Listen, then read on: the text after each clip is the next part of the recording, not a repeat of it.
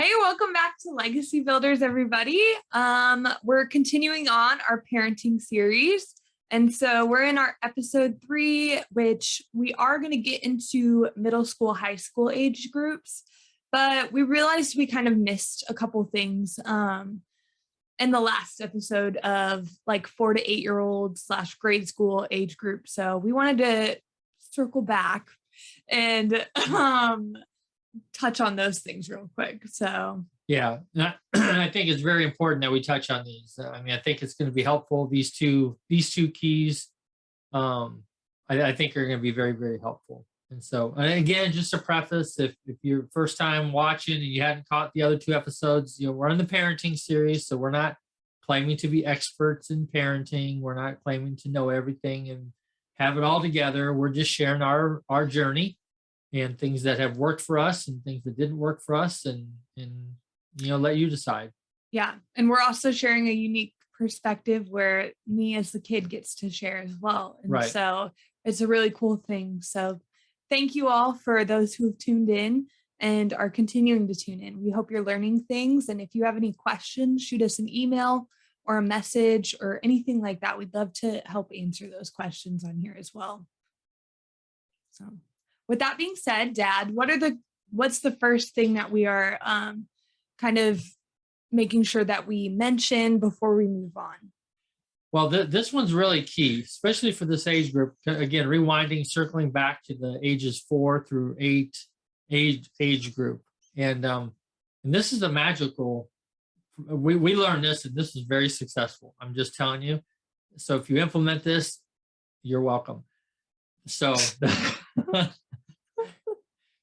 so when your kids ask your yes and no questions, or when are we gonna do this, or when are we gonna do that, or can we do this, or can we do that? And if you answer anything other than pretty soon, they're gonna beat you up. I'm just saying. So if you're like, are you gonna be able? Can we go here? No. Why? So they ask all the stuff. If you say, hey, can we go here? Well, pretty soon. That's the answer. That's the answer to their why questions.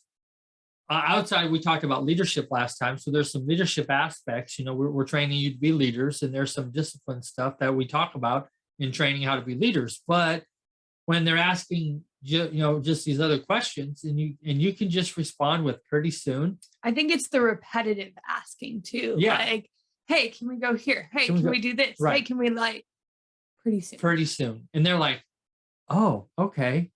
It's not a yes. It's not a no. It's pretty soon. And it worked. It worked amazing. And I think I don't know what age, Madison, did you finally figure out that this was a game? I think you started using it more with Michael, my special needs brother, because he would be like, we need to go to the store, or we need to do this, or like these random things. And you'd be like, pretty soon. And that would just ease his mind. Yeah, and so then you started using it on us when we were younger as well. And it worked? I guess so. But yeah, I don't know. I just remember in the last couple years, you try to use it as a joke, and it's not as funny when you're older and know what that means. So right. So if you're listening to this and your child is asking these questions, hey, are we there yet? Can we do this? Can we do that? When can we do this? Pretty soon. Just try it a couple times, and you'll be like, the whole thing is they'll forget about it. That's the whole point of the pretty soon response. It's not, if you say no, then it's a blow up. If you say yes, then you cave in, you give them whatever they want. But if you say pretty soon, it delays it till later, and they forget about it, and they move on to the next thing anyway. And it never, I shouldn't say it never resurfaces, but it rarely comes back up. And it just, pushes that off into the future. And this works for the younger ages. As they get older, you'll realize what age group it doesn't no longer work for. Because you'll do it once, and then you'll do it again, and they'll be like, hey, you said that last time. Yeah. So it only works for an extended period, but. Right. But I'm just telling you, it does work. Try it. It's amazing. I don't know. Yeah. Guess it's great. Yeah. All right. So what's the other thing that we wanted to talk about? So the next thing we wanted to just kind of briefly talk about, I don't want to get into a whole bunch because, again, I'm not claiming to be an expert on this topic, but what we did and we taught our kids to do and how to handle in the topic of bullying, because it's very serious. I mean, this is a very serious thing. I mean, Especially bullying nowadays. Yeah, especially nowadays. So we're not making light of this at all, but we do feel that we had something that we implemented and we taught our kids that worked for them, and it worked for us, and it helped diffuse the bullying aspect of it. Again, I'm not claiming that this is the end all answer to bullying, because it's a very terrible thing, and just a lot of troubled people, with home life, that take it out on their peers, and it's sad. But one of the things that we had mentioned, and so we taught them, if usually bullying is this is the typical underlying. You've heard us talk about the problem is never the problem. Okay, so bullying, they just need to get a reaction from you, and it's a game for them. They want to have the upper hand, have the leverage, and so if they could say, Madison, you're stupid. Madison would say, that's nice. That's nice. Thank you very much. Appreciate that. Cool. Yeah, cool. Thank you. Great. No, you're stupid. Cool. Thank you very much. Appreciate that. And just move on. You just keep walking through the hallway. You just keep ignoring them. Just, compliment. Hey, thank you very much. Appreciate that. And you just keep walking. You just you just don't give it the attention that they want to give it. They want to try to bring you down here, so that they're up here. And that's what bullying is all about. It's about bringing you, trying to get you down here. But if they could say something and you could be up here, they don't know what to do. And that's a statement, that's a reaction. And that's with verbal bullying. With verbal bullying, yes. And so a lot of times they're trying to point out like a maybe already insecurity, or they want you to feel insecure. They want you to feel scared. They want you to feel all these emotions to, like you said, right, put them up here and you down here. So when you just confidently say, that's nice, that's great, thank you very much, you can still feel sad about it later, but don't show that bully your reaction. Right. Because that's what they want. That's what they want. And when it's really sad too, is I feel like when one kid's targeted, they're targeted by multiple sometimes. And so they target the people they can get the reaction out of. And so we just want you to help your kids like learn how to confidently stand up to these bullies, and just to help your kids be able to not be picked on when you're not there. And also be aware of your friends. I mean, if there's people around you, be mindful of the other people around you. I mean, I'll never forget, when I was in high school, I had a friend of mine, and he was getting picked on a lot, and I just happened to be in the right place at the right time, and this guy was picking on my friend, and I took him and I grabbed him and I threw him up against the locker. I said, you keep messing with him, you mess with me. Your choice. What do you want to do? And I remember you telling us the story too, when we were little, and talking about the bully conversation, and we were like, what did you really do, Dad? And so we had these like really long, tall conversations, and you picked little us up, and you were like, I did.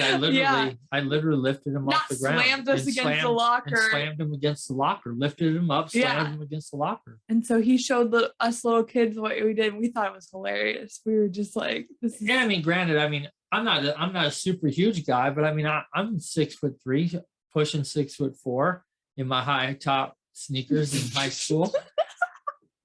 So I mean, I wasn't a small guy, and I wasn't, a weak guy, but I wasn't a big, muscular guy by any means. I wasn't, a threat to people, but I just helped my friend in the moment. Yeah. And it helped him. And so we just have to be mindful of those other people around us that are being bullied, and just step in and just be like, look, I got your back. So I mean, when they know that it's not just one person that can be picked on, and there's a team of people, I mean, just get your friends. If you see somebody that's getting picked on, man, just step in. Yeah. Just surround the people and say, look, we're all together. What do you want to do? Right. Leave this person alone. You mess with them, you mess with us. And it just speaks volumes. We got to put an end to the bullying. Yeah. And you made mention too, like be aware of the people around you.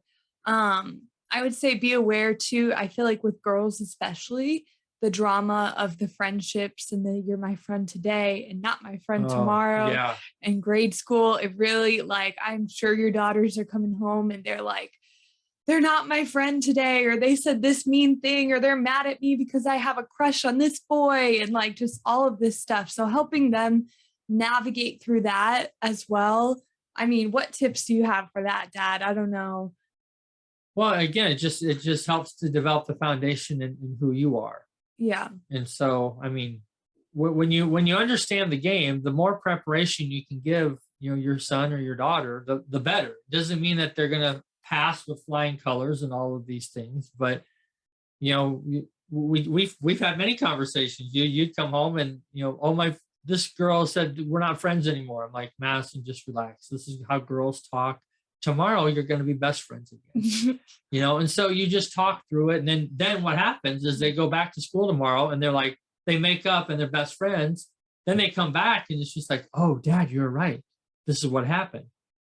So it continues to build that trust when you help them prepare it, help calm the moment down, and because it's a real thing. I mean, they don't want to be not best friends with whoever they're best friends with.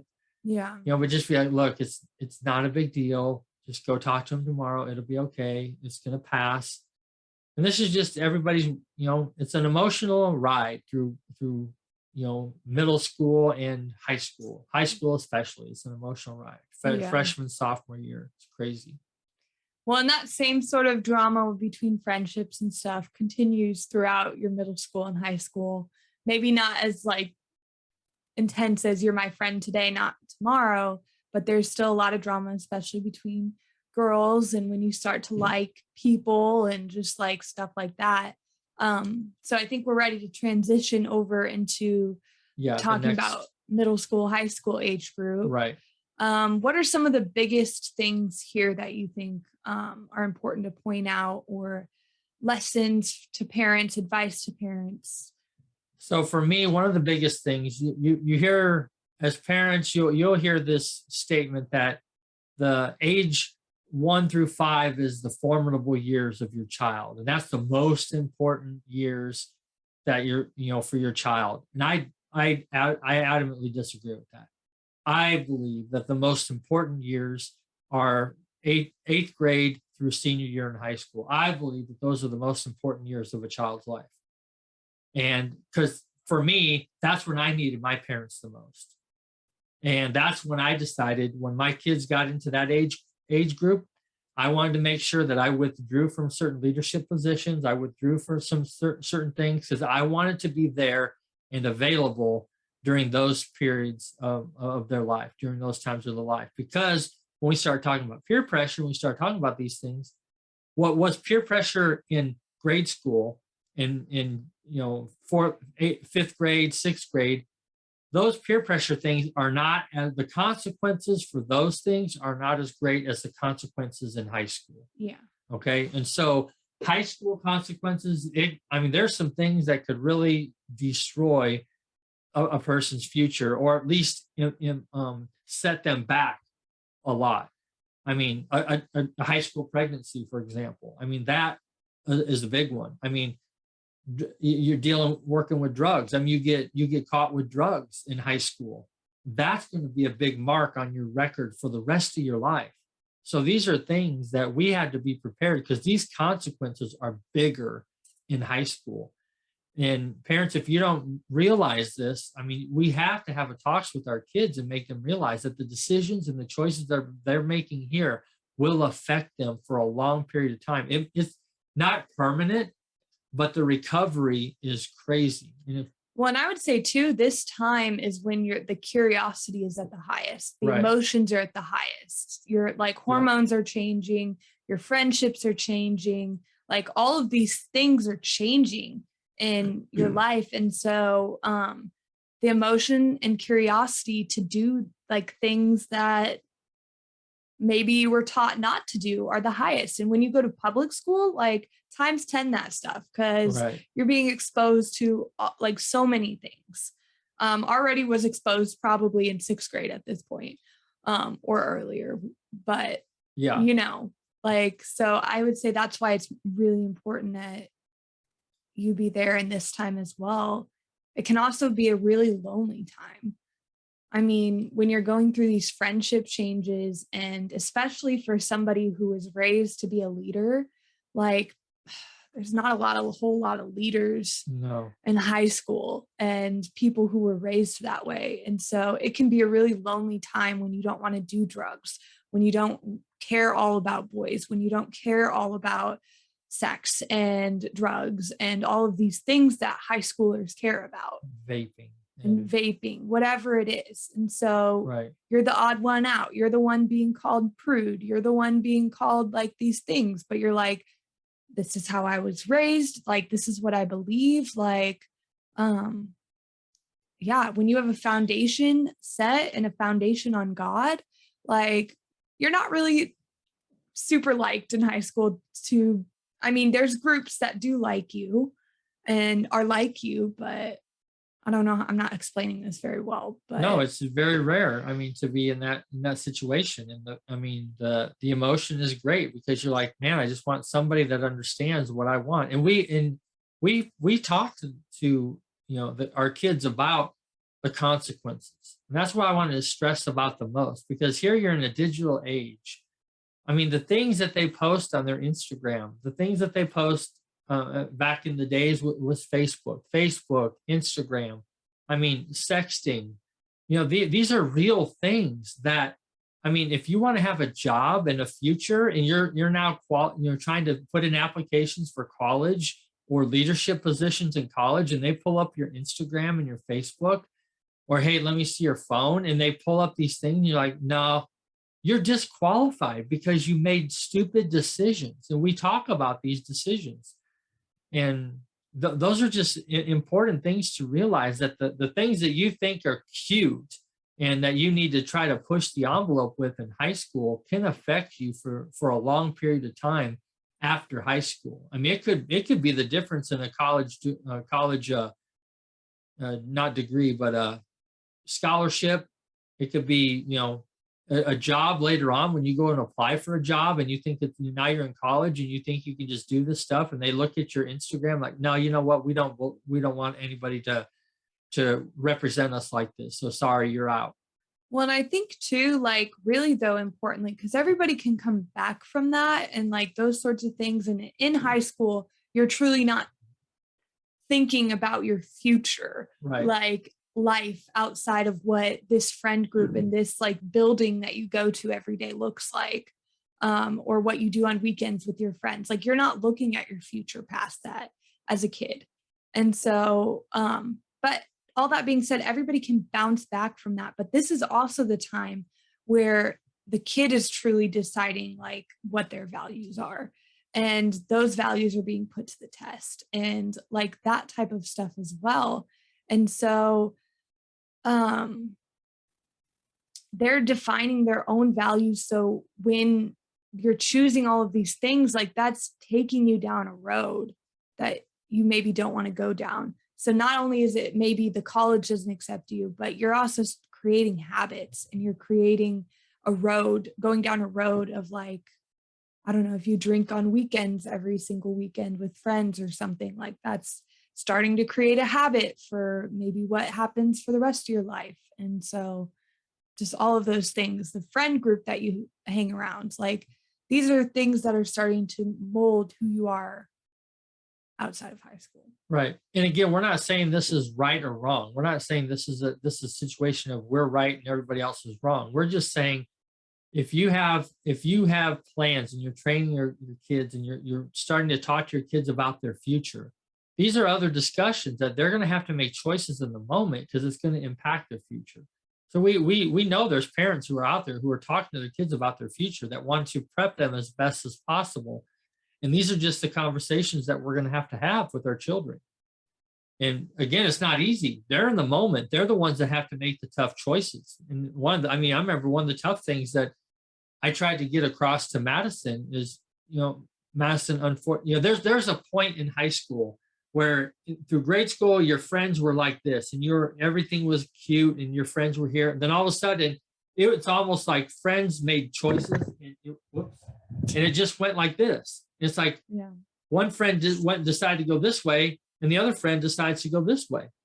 And I'm like, the obvious is going to happen. You're not going to be lifelong friends. Yeah.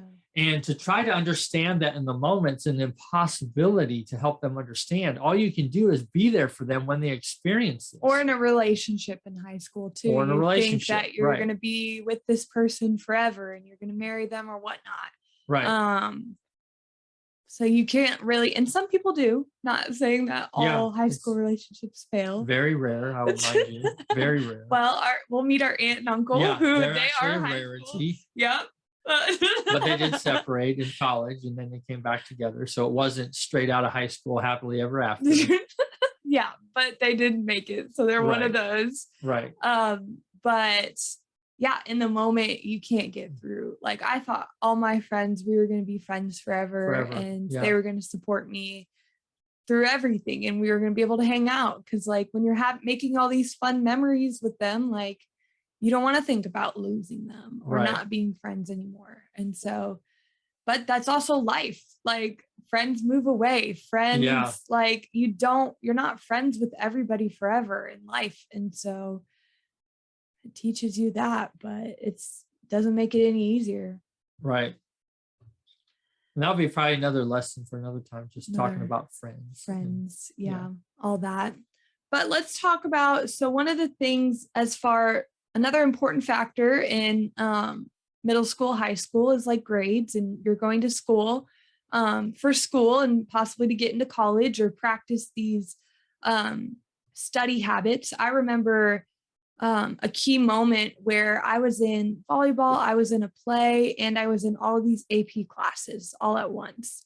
And I was really overwhelmed and was up till like super late at night and just like crying, like, and you were like, look, this is teaching you for life. Like this level of excellence that you're giving to your homework, like in doing the work afterwards, like this is the habit of excellence that you're creating right now. And so we had a whole discussion and then finished my homework and stuff like that. And so I remember these conversations happening throughout middle school and high school of just about schoolwork and about these things when I got overwhelmed and why it was important. But you have this thing that you always talk about is personal best. So talk a little bit about that. Yeah. Before I talk about that, I kind of want to piggyback off of what you were just saying about the grades and in those conversations. In the moment, we would always talk about, your homework and your stuff is teaching you a work ethic. Right. Okay. And so it's not about, I always would tell them, it's not about the grade. It's about you doing the work that it takes to get the work done. So you can either just let it fly and don't care. And now you have this attitude of you don't care, and you're going to carry that to the next level. Mm-hmm. And so I always wanted to make sure that you didn't carry that to the next level, that we talked about in the moment. You need to do what is important to do whatever it takes to develop that work ethic, because it's never easy. I mean, leaders do not have an easy road. They have to do whatever it takes. The buck stops with them. I mean, they're the ones that have to figure out how to do things when everybody else just comes in and punches a clock and leaves. And that's what I deal with every day. People just want to show up and then they go home. But I got to solve the problems. I'm the one that has to deal with all the stuff. And I mean, it's well worth it, but it's also a lot of work. And so it's just a matter of what do you want? And so I would always talk to them about, I don't care if you get straight A's. This isn't about getting straight A's in this class or that class. I just want to know, did you put in the effort? Did you quit? Did you try? Did you apply yourself, and did you do your personal best? If you at least tell me you did your personal best, I don't care what grade you get. Obviously, in today's grading system, if you're getting a D or an F, you just really don't care. I mean, the classes are like, they're not tough. I mean, you're just really not even trying at all. Just put your name on the paper. Yeah. And that's it. But there's classes where, some students, I'm not a believer that the school system is set up to teach kids about life in all aspects of life. For sure, no. I mean, Yeah, but if you have a class, it's an opportunity to develop work ethic. It's an opportunity to learn work ethic, and that's what I taught them. That's what we experienced. And I'll just say, look, if this isn't your hot button class, if this isn't your niche and you're not really good at this, I accept that, but I won't accept you not trying. I won't accept you not giving your personal best. If you can tell me you did your personal best and the C is the result of that, I don't care. That's not important to me. The important thing is that you tried and that you gave it an effort. And you would actually give us rewards for doing our personal best or trying the best we could. Like you would give us money, or you would take us out to dinner or something like that. And so ice cream. I mean, we did lots of ice cream, because you're like, hey, I'm proud of you guys. At least you tried, you gave an effort. Yeah. I can see you've sacrificed and you went above and beyond, and whatever the case may be, even with chores around the house. Yeah. Because I mean, we maybe, I don't know if we're done with that. We can transition to teaching responsibility, chores around the house. I mean, we would establish chores, and I would just sit back and I'd see, would they do their job, or would I have to micromanage them? Would I have to keep on them? And when they're doing their job and they're continuing to hold that responsibility, I would be like, hey, let's go get some ice cream or something. You guys did great. You're doing your job. You're being responsible, and let's go get a reward. And so I think as a parent, like that's really important to remember that it's not just about consequences, and it's not just about the discipline factor of it. Like you also reward them for the good things. Right. Well, the reward is a consequence. There's consequences, good and bad. Yeah. Explain that. Well, I mean, consequence, if you don't do something, the consequence could be bad. But if you do something right, the consequence is good. So we need to reward according to the behavior. So if we don't always have to discipline and whip them into shape because they're doing bad, and we need to teach them the consequence of their bad habits. Let's also teach them the consequence of their good habits. If they did something good, reward them with something good. Give them some time off of this chore. Give them a break. Give them something. Pay them for something. That's one thing that we did, even though we had Madison was the oldest, and a lot of times Still am. Yeah. Go ahead. Right. But a lot of times the oldest ends up being the one that's the free babysitter for the younger kids. Right. And I was not an advocate of that. I was like, I would ask. You were also the oldest. No. Well, I was the oldest, still am.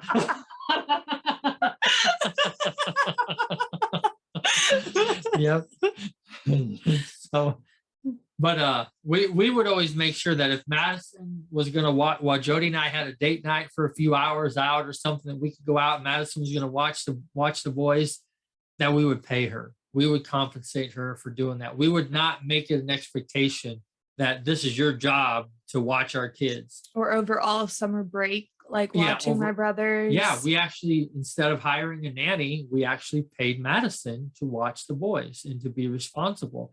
And it taught her responsibility, and she got rewarded for it. She got paid to do it. And so, I mean, if we're going to pay a nanny, why would we not pay her? Yeah. Right?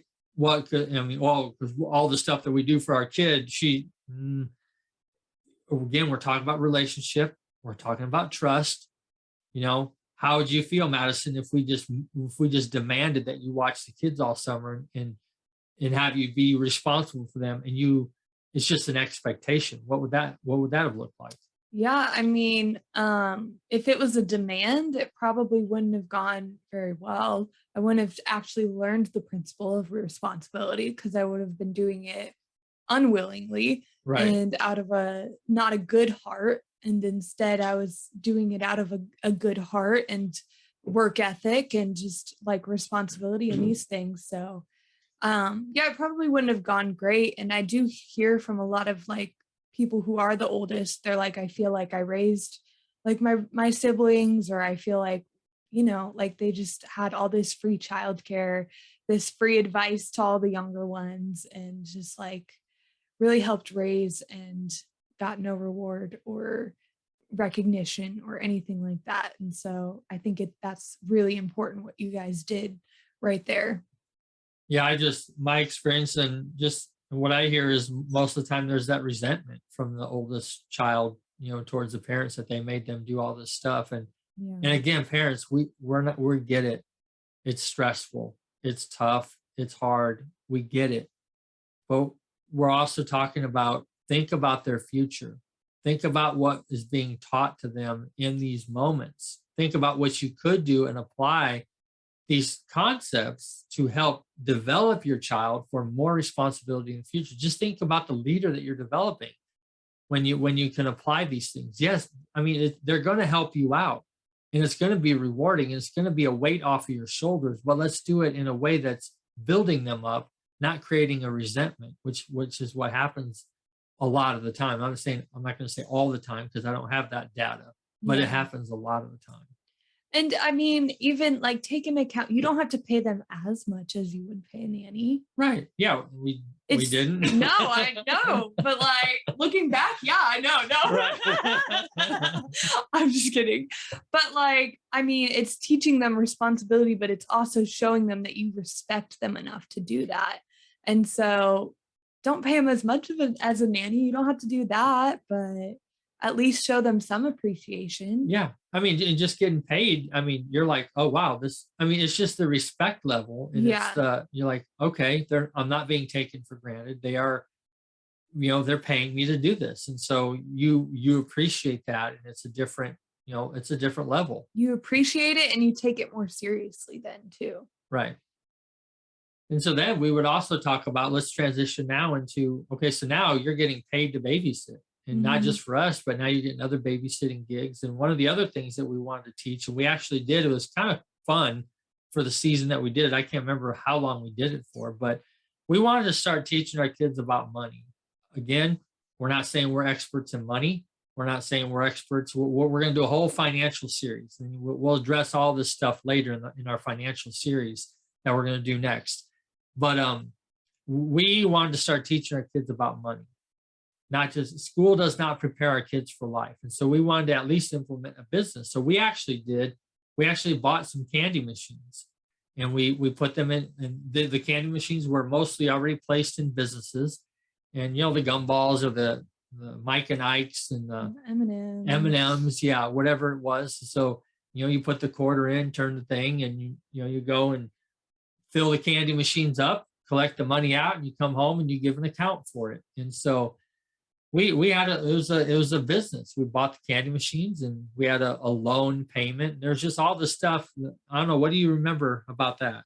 Yeah, I feel like candy machines, we were a little bit younger than middle school, high school age group. I feel like we were maybe like 5th or 6th grade, maybe beginning of middle school. That's what I remember. But I remember, we had to count every quarter.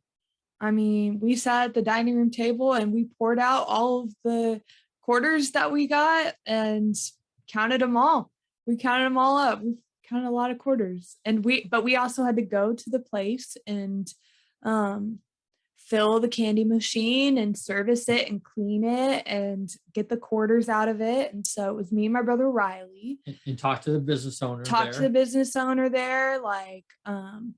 Like say, hey, we're here to service the candy machine. And so, you walked us through that. And I remember us being a little bit younger because like you were there with us and all of that. And so if they no longer wanted it, we had to figure out what to do with that. But I remember there was another, like when we were older, there was like a boxes sort of thing that was the same sort of concept as a candy machine. But it was just sitting on a desk type of thing. Yeah. And so we had to go through and service all those and fill the candy, get the money, switch them out, do all of that. I remember, those all filled up my trunk, and me and my cousin would go out, or me and my cousin Reese, we would take one day, or me and Riley, and switch them out and create a system, what's best for it. And so it was figuring out, some aspects of business and money and stuff like that. But I remember us too, like with the quarters, then we would go to the bank, we would take them to the bank and hide your own account. had our own account. And so we got to watch them count all the quarters up and stuff like that. And so it was just a process of kind of getting us started on talking about money, talking about business and what that looks like, and kind of doing the actions that it takes for a business. Yeah. So, And, we're not saying that parents are going to know everything, but I'm just try to introduce them to some money concepts early on, in this period. Don't just do everything for them. That's the whole point. Let's start, if we're talking about responsibility, let's talk about some money responsibility. Go open up a checking account for them. Start teaching them about money stuff. So yeah. when they go through high school or college, whatever point, there's going to be a period in that time frame that they're going to be out on their own. So did we prepare them for anything money wise? Rent, car payment, all of these things. I mean, I'm just an advocate that we teach them about these things, in the process of high school and into college, instead of just all of a sudden dropping them out into life and hoping they figure it out. Yeah. Well, and that one thing I really appreciate too is we had a lot of conversations about, so once you have this money, like, what are you going to do with it, type of thing. Like, are you just going to go and spend it all? Like, that's okay if you want to spend some of it on something, but like, what if we save? Like, we just started talking about like these conversations and stuff like that. And so, but we'll get more into that in our financial series, more and more in depth in that. But let's talk about, so in this time period, there's a lot of parents who become more of a friend than a parent in this time. Let's talk about parenting versus friendship. Yeah, it's a tough topic. It's a tough discussion. I mean, you definitely walk a fine line. I mean, you're building this relationship over these years, and now you're into the season, and they're going into high school, and now I mean, we're almost to the point in our child's life where they're ready to break away from you.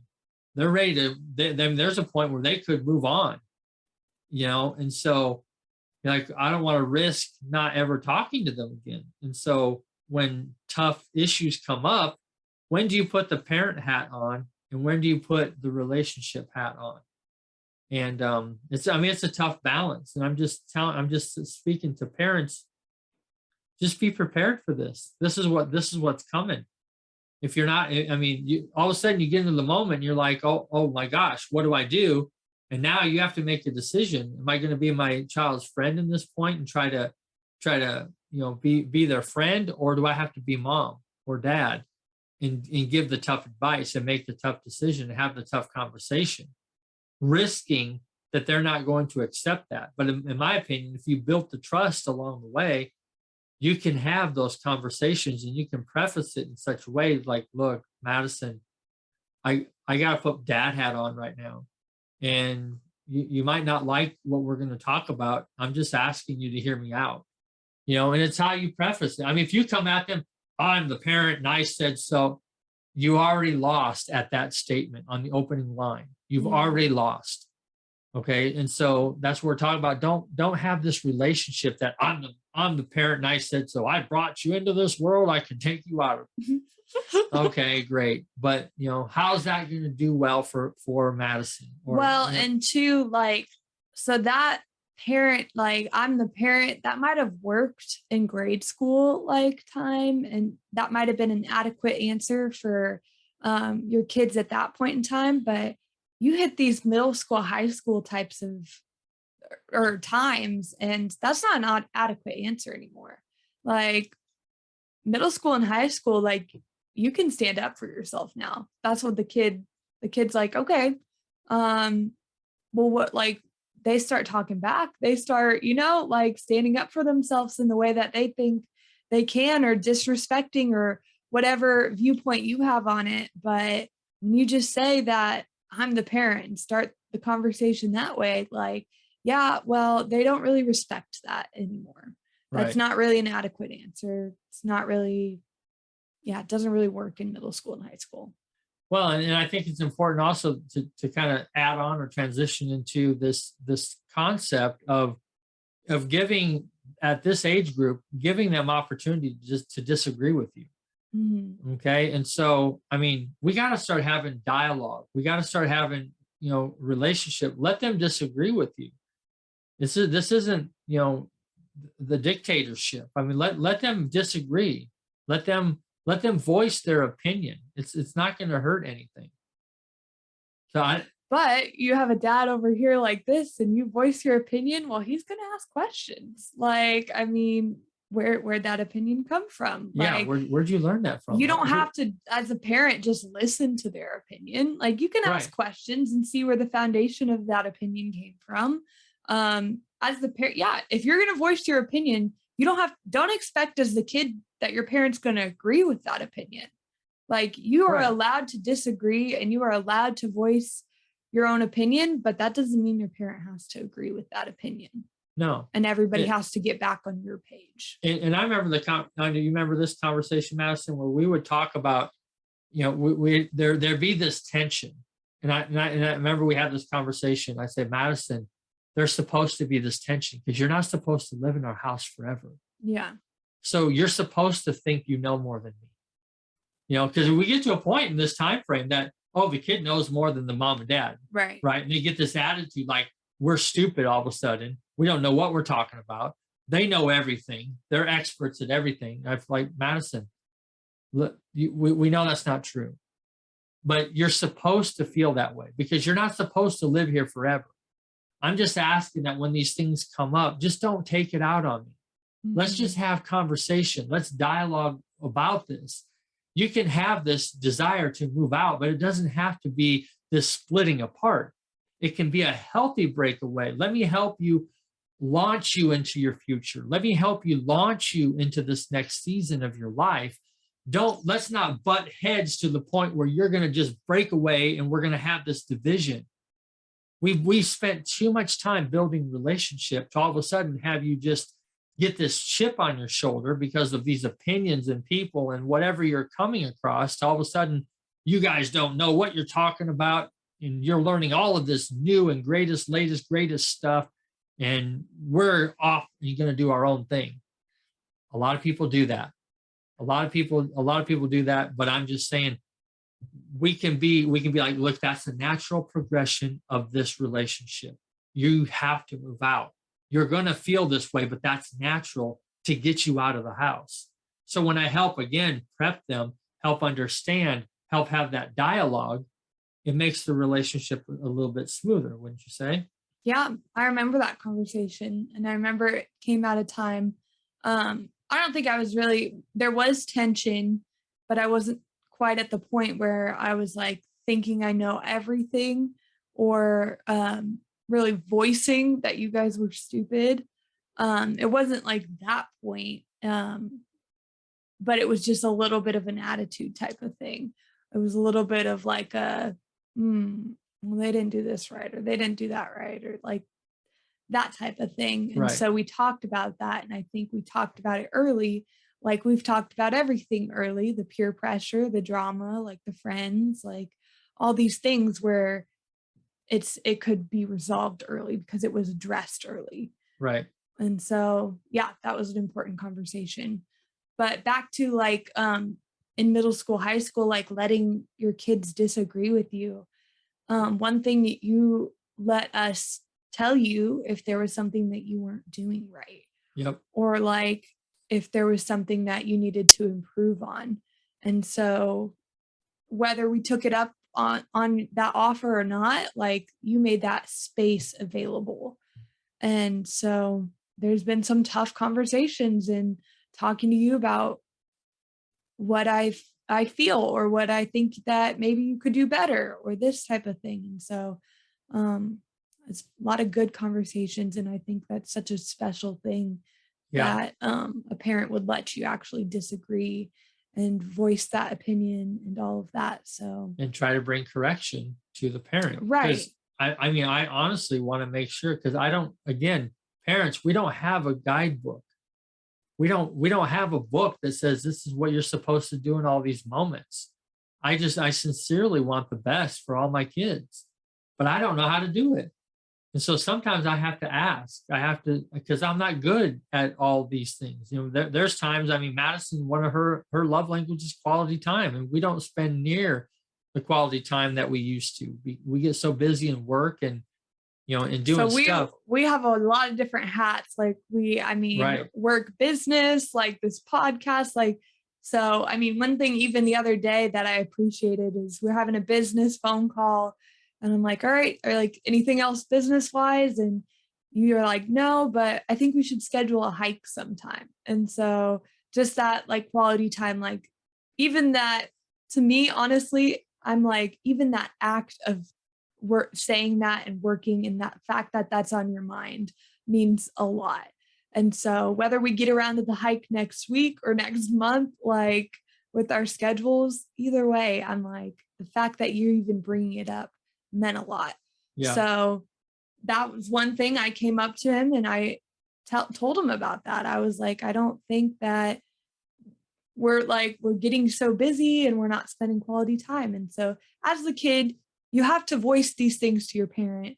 As the parent, you have to be willing to listen to these things, Right. and actually, like you said, bring correction to those things. Yeah. I mean, there's many times where you're just like, hey, we haven't done a coffee in a while. And I'm like, oh man, you're right. Let's schedule this. I apologize. But if I never say that, like, we can never move forward. Right. And so you could hold that resentment and be like, oh, he just doesn't want to be around me. And again, it's not my love language. In my mind, I'm pioneering some stuff. I'm providing, I'm doing all this stuff for the family, but there's still, that's not how the relationship is felt on our child's end. So I have to be mindful of what I'm not doing in order to meet those emotional relationship needs. And so, that's the whole point is, it doesn't all revolve around the parent. We gotta figure out now, understand what our child is going through and what those hot buttons are for them that we can build relationship with. Yeah, absolutely. I think so. We are coming near time. Is there any last advice or topics that you want to talk about before we end this episode? I don't know if we hit really hard on the consequences portion of it, but I just want to make sure that in this time period, a lot of times the kids are in high school, they're living under our roof. We're the ones paying for everything. They don't understand the consequences. And when we just buy things for them, when we just cater to everything that they want to do and every activity that they want to be involved, I'm not saying to withhold these activities. I'm just saying at some point they need to understand the price that we're paying for them. They need to understand the consequences if they make certain mistakes, that there's going to be the consequences at this level. I mean, just think about this. I mean, in the dating aspect of this, if you have a senior in high school dating a sophomore in high school, there are consequences, because there's laws against an 18-year-old dating a 16-year-old. This is bad. I mean, if something happens, or even the impression of something happens, and one of them accuses the other one of something, I mean, this is sexual predatory, like, marks on this person's for the rest of their life. And they don't understand these consequences. All of a sudden it's another day in their life. They turn 18. Then all of a sudden the whole world changes as soon as you turn 18. There's consequences. There's consequences to drinking and driving. There's consequences to marijuana, getting caught with drugs in high school.